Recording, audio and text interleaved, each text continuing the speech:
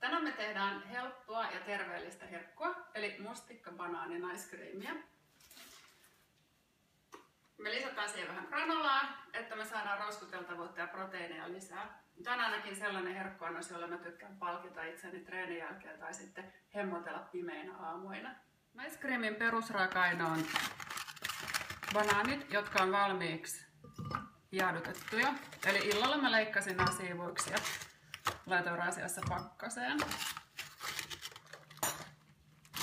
Sitten kaadetaan sekaan jäisiä mustikoita.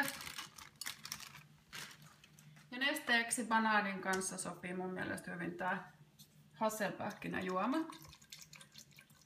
Lurautetaan semmonen pari desiä sinne sekaan. Ja sitten vielä C-vitamiinia, vähän Baobab Superfood jauheen muodossa.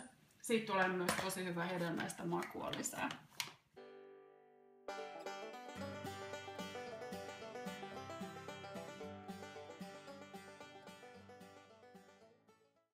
Muutaman minuutin jälkeen meillä on tämmönen aika ihana jäätelörakenteinen ice cream.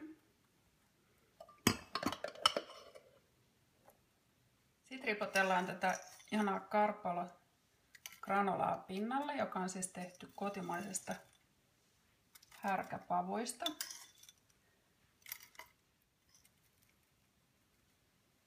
Ja vielä vähän kookoshiutaleita.